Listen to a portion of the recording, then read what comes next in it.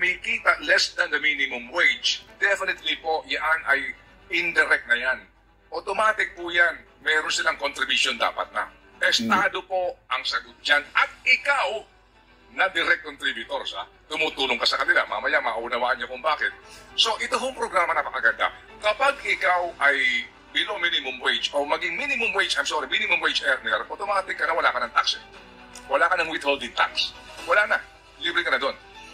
Pag ikay na ospital, opo, libre ka sa lahat na halos ng gastusin. Yan ang benepisyo po ng PhilHealth. At ating pong palakpakan ng programang ito kasi nga sa mga mahihirap. Wala hong question doon, tinatangkilik natin yan. Pero ang siste ganito, kung ikaw ay direct contributor at minamanduhan ka ng batas, kapag ang sweldo mo ay mula, monthly basic salary, basically po 10,000, no? Hanggang 60,000, ang iyong contribution na ay 1,800. Kapag ikaw ay sumisweldo po ng 10,000 mga kapatid, no? Hanggang 90,000, hanggang 70,000, 2,450. Grabe, kapag ang sweldo mo ay abot na sa 80,000, 3,200 ang iyong monthly premium.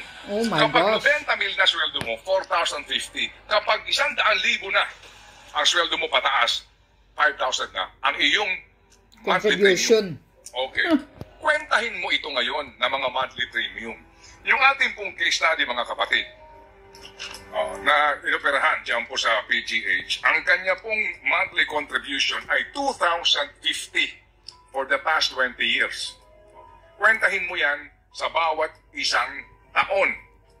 So, kwentahin nyo, 20 million. Tama? Mahigit. Pakikwenta, please. Yan. Nagkwenta na ba kayo? Alright. I-times mo yan ng 10. So, lumalabas po yan, 200,000 mahigit. I-times mo yan ng 20 years. 400,000 na mahigit. 492. Yes, ang kanya na-contribute. Na-confine siya, mga kapatid. 492,000 ang naiambag niya sa PhilHealth. Na-confine siya, pero ang kanya pong bill na 700,000 din ang total nito eh. Ang 700 plus. 9,600 lang ang ibinawas ng PhilHealth. So, nagreklamo siya. So, yung 9,000 paliwanag, lang. mga kapatid, eto. Sa hearing kahapon po in the Senate, pakinggan niyo po ang soundbite, may transcript kami dito, sa sinasabi ng PhilHealth Chairman at Secretary po ng DOH na si Ted Herbosa. Ito po. Ito rin paliwanag yung situation at wala namang akong sinisisi. No?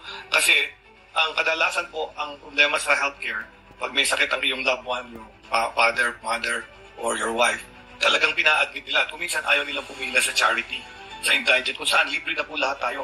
I'd like to explain siguro sa ating author ng UHC law, we have achieved UHC for the poor. Pag ikaw ay indigent, maoperahan ka, makikidney transplant ka, sagot lahat ng gobyerno. Ang problema natin sa UHC implementation ay yung working class.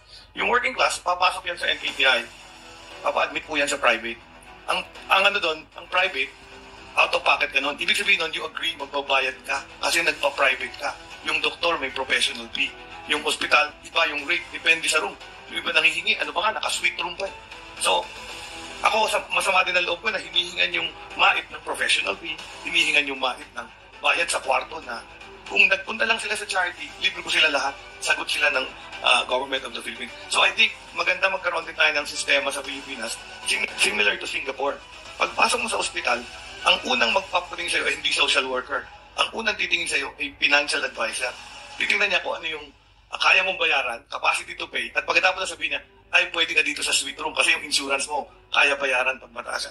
Ay dito ka sa charity ward kasi ang kaya lang natin gamitin sa iyo ay yung government funds. So doon tayo nagkaka-confusion, hindi naintindihan ng iba, nagpupumilit sila mag-private. Tapos pag pa-discharge na, manghihingi ng saklolo kay Senator Ejercito, anong sasabihin Senator? Ito tatawag ngayon sa akin. Tapos gagawa namin ng paraan, kukunin namin doon sa MAHIP at i-GL namin. So yan ang sistema po, no? So kung maganda lang, ma-educate din yung ating mga kababayan, kung hindi nyo kaya sa private, kasi yung mga GOCC may private room dyan.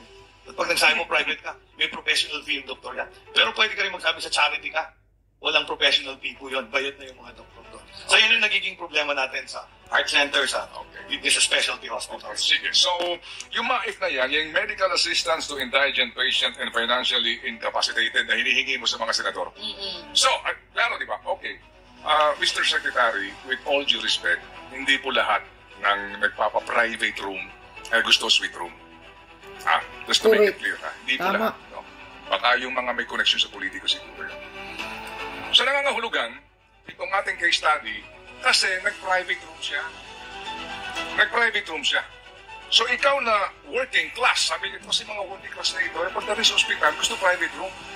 Kasi kung charity kayo, libre na kayo lahat. Sandali lang. Alam niyo mga kapatid, naunawaan natin yung charity award, libre lahat yun. Pero ikaw na working class, na nag-aambag ng hindi hamak, sobrang laki kumpara doon sa 500. Pag ako pala nagkasakit, wala kang karapatan mag-private room. So doon ka pupunta sa charity ward.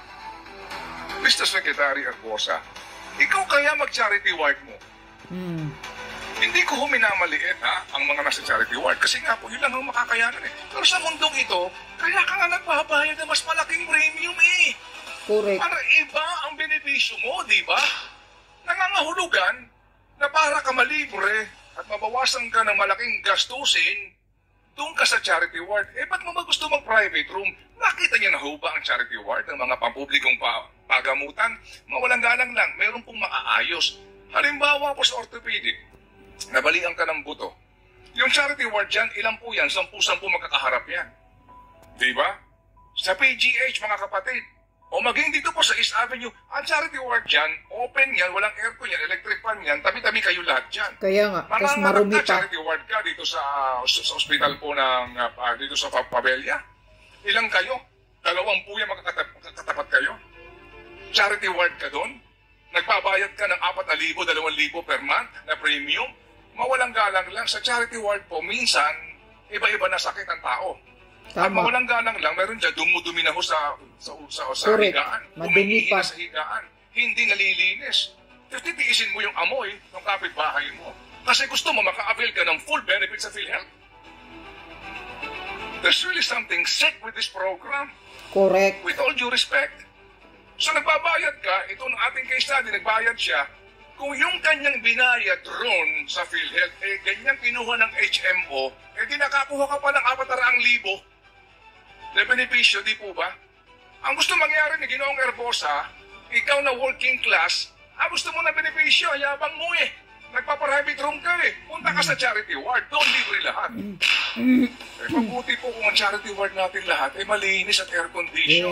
Tama. May sakit ka sa baga, ang dumi pa naman karamihan ng charity ward. Pinapirahan ka sa anumang bagay ng katawan mo, doon ka sa charity ward. Tabi-tabi kayong lahat doon. Kaya nga. Dadalawin ka ng mga anak mo, dadalawin ka ng mga mahal mo sa buhay, nandun ka sa charity ward. Kasi nga, gusto mo ng benepisyo. Anong logic ito? Diba? Mawalang galang lang. Katarantaduhan talaga ng PhilHealth. Bayad ka magkano dito? Kasi kung may mga working class naman din, sa dami din po ng mga trabaho ko, nagsisipag sila, ang kanila pong sweldo ay higit na 50,000.